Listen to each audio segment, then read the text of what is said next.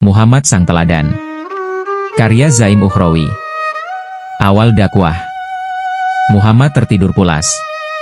Saat itu Khadijah keluar rumah menemui misannya, Warokoh bin Naufal, seorang pemeluk Nasrani yang saleh.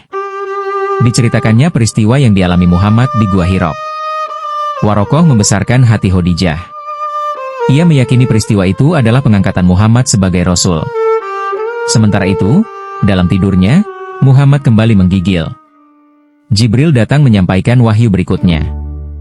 Wahai yang berselimut, bangunlah dan sampaikan peringatan. Agungkan Tuhanmu, sucikan pakaianmu, dan hindarkan darimu dosa. Janganlah kau memberi karena ingin menerima lebih banyak. Demi Tuhanmu, tabahkan hatimu.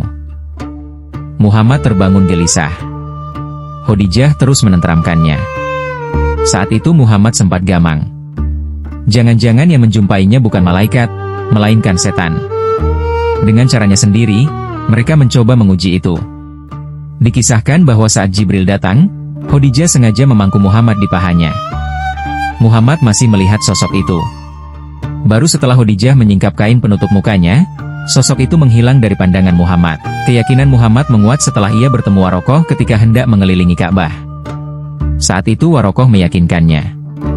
Demi dia yang memegang hidup Warokoh, engkau adalah nabi atas umat ini. Engkau telah menerima namus besar seperti yang telah diberikan pada Musa. Kau pasti akan didustakan orang, disiksa, diusir, dan diperangi. Kalau sampai waktu itu aku masih hidup, pasti aku akan membela yang di pihak Allah dengan pembelaan yang sudah diketahuinya. Untuk beberapa lama malaikat tak lagi datang. Muhammad teramat gundah.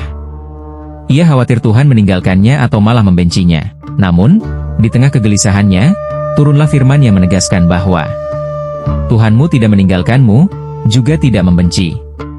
Dalam rangkaian ayat yang dikenal sebagai surat Ad-Duha, Muhammad kemudian diajari cara sholat. Dalam salah satu sirah dikatakan bahwa Muhammad sudah melakukan sholat dari sejak belum menjadi Rasul. Ia selalu mempraktikannya bersama Khadijah. Ali kecil yang tinggal bersama mereka pun ikut serta. Demikian pula Zaid bin Haritsah. Zaid adalah anak yang diculik dari keluarganya dan dijual sebagai budak. Keluarga Muhammad membelinya, lalu mengangkatnya sebagai anak, sehingga sempat disebut Zaid bin Muhammad. Merekalah orang-orang pertama yang meninggalkan berhala untuk menyembah hanya pada Allah. Sama seperti Isa, Musa, Ibrahim, dan para nabi lain. Kabar itu sampai pada Abu Bakar, sahabat Muhammad, pemuka kaum Taim. Abu Bakar mengenal Muhammad sebagai seorang lurus, maka ia segera menganut Islam. Abu Bakar bahkan dapat mengajak beberapa orang lainnya untuk mengikuti Muhammad. Di antara para sahabat itu adalah Utsman bin Affan, Abdurrahman bin Auf, Tolha bin Ubaidillah, juga Zubair bin Awam. Melalui Abu Bakar, Sa'ad bin Abi Waqqas, keluarga Muhammad dari garis Aminah, juga memeluk Islam. Demikian pula Bilal, seorang lelaki asal Ethiopia yang menjadi budak Umayyah.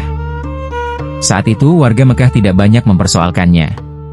Mereka menganggap Muhammad tak lebih dari seorang pendeta biasa sebagaimana Warokoh. Perselisihan baru muncul 3 tahun setelah masa kenabian. Allah memerintahkan Muhammad untuk tidak lagi sembunyi-sembunyi dalam beragama dan mulai menyeru keluarga terdekat. Quran Surat Asy-Syu'ara ayat 214-216. Muhammad kemudian mengundang keluarga dekatnya, Bani Hashim, untuk makan di rumahnya, lalu mengajak mereka menyembah Allah. Namun Abu Thalib menghentikan pembicaraan itu. Esok harinya Muhammad kembali mengundang mereka dan menyuruh mereka pada Islam. Sekali lagi, para kerabat Muhammad itu beranjak hendak meninggalkan Muhammad. Saat itu Ali, yang masih anak-anak, berdiri dan mengatakan, Rasulullah, saya akan membantumu. Saya adalah lawan siapa saja musuhmu. Seluruh yang hadir terbahak. Mereka menertawakan Muhammad, Ali, serta Abu Thalib, ayah Ali. Dikisahkan pula bahwa saat itu Muhammad menyatakan pembelaannya terhadap Ali dengan kalimat bahwa Ali adalah pewarisnya. Dirinya adalah pewaris Ali. Kelak, hal ini yang dipakai dasar pihak yang mengatakan bahwa Ali adalah satu-satunya pewaris untuk menjadi pemimpin umat sepeninggal Muhammad. Suatu persoalan yang kelak dikaitkan pula dengan perselisihan antara kelompok Sunni dan Syiah di kalangan umat Islam. Muhammad juga melakukan dakwah terbuka, yakni di Bukit Sofa yang kini menjadi bagian dari Masjidil Haram. Hai orang-orang Quraisy, seru Muhammad dari puncak bukit itu. Orang-orang pun berdatangan. Kalau ku beritahu bahwa di bukit ini terdapat pasukan berkuda, percayakah kalian? Ya, sahut mereka. Kami tak pernah meragukan kejujuranmu. Kami belum pernah mendengar engkau berdusta. Kalian kuperingatkan sebelum menghadapi siksa pedih, hai Bani Abdul Muthalib, Bani Abdul Manaf, Bani Zuhro, Bani Makhzum, dan Bani Asad. Allah memerintahkan aku menyampaikan peringatan pada keluarga-keluargaku terdekat. Aku tidak dapat memberi keuntungan apapun pada kalian baik di dunia maupun akhirat kecuali kamu-kamu mengikrarkan la ilaha illallah, tiada Tuhan selain Allah.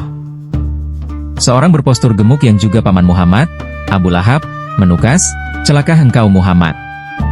Buat apa kau kumpulkan kami? Allah lalu menurunkan firman, surat Al-Lahab, atas perilaku tersebut. Muhammad terus menebar dakwah. Ia bukan saja menyeru untuk meninggalkan berhala, tetapi juga berbuat baik pada sesama, hidup berkasih sayang, tidak berlomba-lomba menumpuk harta.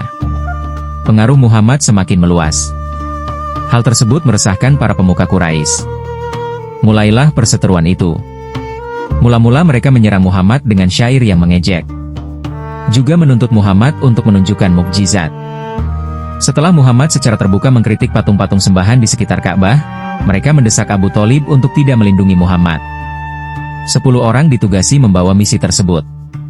Mereka adalah Abu Sufyan bin Harb, Utbah dan Syaibah bin Rabi'ah, Nubaih dan Munabih bin Hajjaj, Asi bin Wail, Walid bin Mughirah, Abu Bahtarif, Jawad bin Muthalib, serta Abu Jahal bin Hisham. Beberapa kali, kaum kafir mendesak Abu Thalib agar menghentikan ajaran Muhammad. Mereka bahkan menawarkan seorang pemuda tampan, Umar bin Walid agar dipungut sebagai anak Abu Thalib asalkan Muhammad diserahkan kepada mereka. Abu Thalib menolak permintaan itu. Namun ia menyampaikan pula desakan para tokoh Quraisy itu pada Muhammad. Muhammad kukuh pada sikapnya. Paman, demi Allah, sekiranya mereka meletakkan matahari di tangan kananku dan rembulan di tangan kiriku agar aku meninggalkan tugas ini, sungguh tak akan kulakukan sampai Allah membuktikan kemenangan itu di tanganku atau aku mati karenanya.